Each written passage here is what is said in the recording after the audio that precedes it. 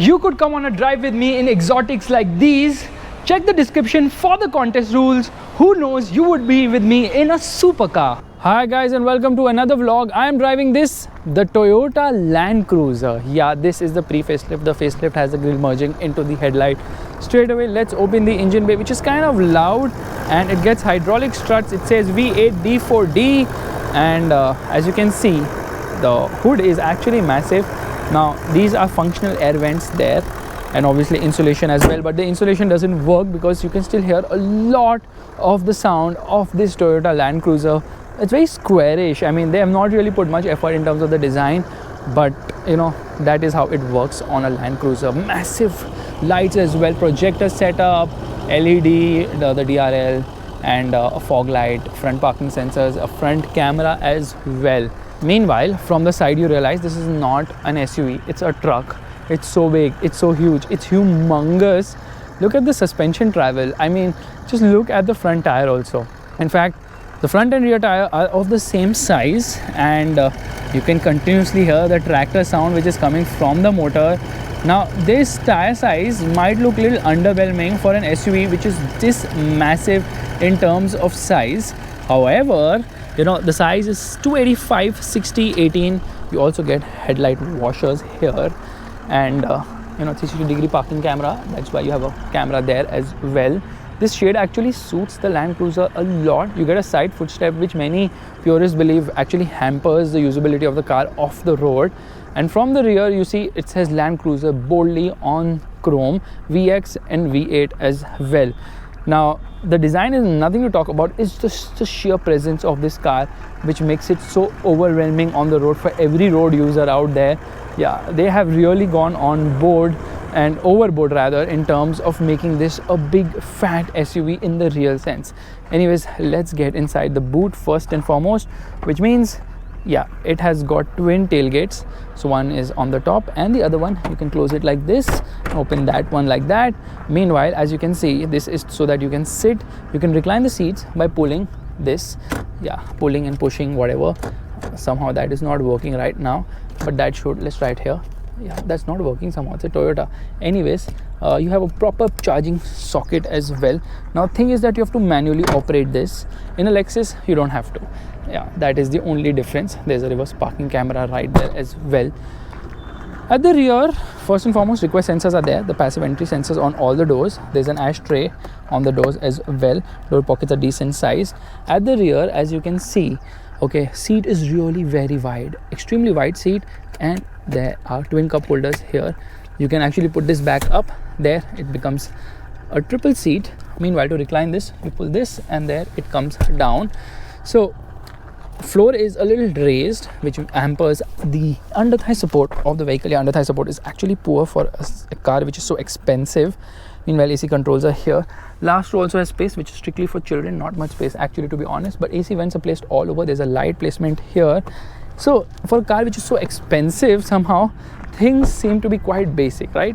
Well, it's all about the mechanicals and the brand legacy of the Land Cruiser. So you get passive entry, you get you know, electric adjust for the driver's seat.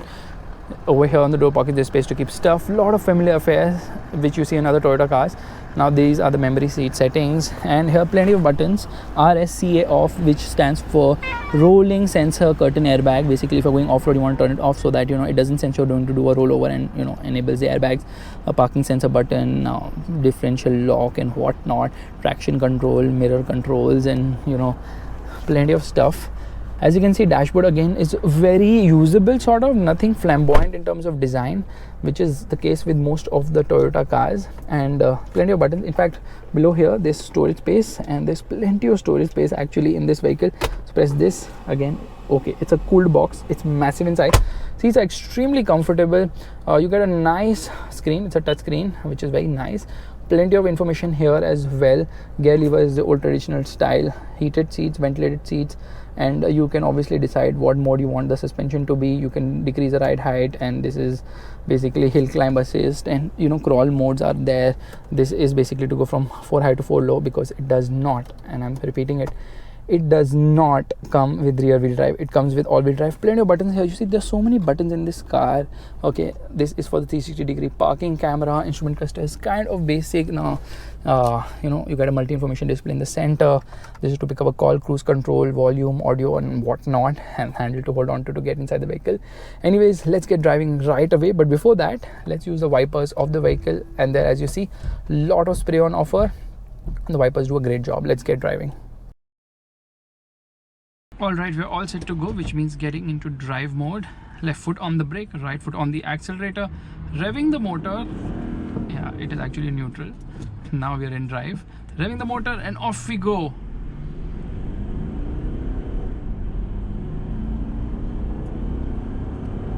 As you can see, this Toyota Land Cruiser takes its own sweet time in picking up the pace. You know why? Because it's a very heavy car.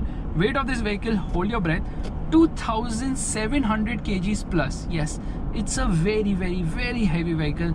Now power comes in from a 4.5 liter twin turbo diesel motor, and it produces around 280 horsepower with 660 newton meters of torque. Thus there's good amount of punch on offer. But you know what is the difference here with the Land Cruiser? It's the fact that it's not about outright performance. Yes, it has excess of it. Around the corners there's a lot of body roll as well, and the steering isn't very feelsome as such. Obviously body roll is expected because of the height of this vehicle, which is obnoxious. I mean, the size of this car is just way too much. And as this corner keeps going on and on, when you get onto the gas, you realize that there's good amount of grip on offer, because this runs a full-time four-wheel drive system. Yes, that's right, full-time four-wheel drive system, which means that power is channeled to all four wheels at all given times. Now Toyota might be famous in India for this car, the Innova. However, globally they're famous for this, the Land Cruiser. And okay, there's a definite punch right there from the motor. So what Toyota has done is they have actually used low inertia turbos. The result is that there is almost no lag whatsoever in spite of the massive displacement. The disappointment though is of course the 6-speed gearbox, because it is just so lethargic with shifts. But the good thing here is that the Land Cruiser is never ever about outright performance. In fact, 0 to 100 km per hour takes 13 seconds. Meanwhile, it will hit a top speed of around 170 km per hour, for which you really need a very long road indeed, because it really starts to struggle post 140 km per hour. But this Land Cruiser is all about the feel, okay? The view around, sitting on top of the world and looking down at cars, that is where the Land Cruiser excels. But where it truly excels is off-road capability. It is really very capable off-road. And you know what? With the suspension altering of the dampers, you can actually increase or decrease the ride height by up to 10 centimeters. So, you know, when the ride height is increased, again, the car further elevates itself, which makes it look obnoxiously tall. However, like, the overall performance is very relaxed, very refined. Smoothness is where the whole focus seems to be over here. High speed stability is also good. Now mind you, this is a body on frame platform, so obviously there's some sort of movement at all times. Now in sport suspension, you can feel a bit of the judder on the road. However, if you put it into comfort mode, it kind of floats along and feels extremely comfortable and extremely at ease as well. So braking performance is also superior. It stops so sure-footed. Disappointingly though, for the price, you don't get paddle shifters, and as soon as you get into the gas, the gearbox will respond after a few minutes or so and give you a downshift as well. Yeah, it goes about doing its business very smoothly with a very refined character in the way this car drives. Good view of what's around, massive mirrors, and a road presence which can scare anyone silly. But most importantly, the Land Cruiser is a vehicle which has become what it is because of its off-road ability. It can literally go anywhere you want to take it. In fact, the car is made to go anywhere primarily. That is why actually Land Cruiser was made first in 1951. So Toyota decided they need a rival to Jeep, and that's when the Land Cruiser was made. And this is the longest running model for Toyota.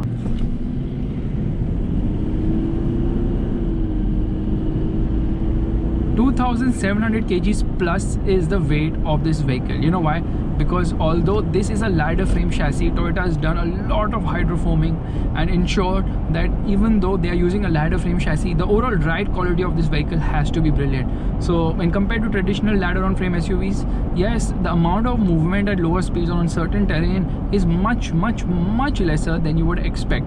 And they've got a slew of electronics here. In spite of all this, the Land Cruiser is still known to be rugged, still known to be a vehicle which is dead reliable. In fact, many people say a Land Cruiser can actually outlive its owner. That is the reliability of the Land Cruiser. That is the reason why, even though it's a bland looking car, it's very popular. Now Toyota played a very crazy strategy in India. I think when they launched the Land Cruiser initially, it was priced around rupees 80 lakhs or so.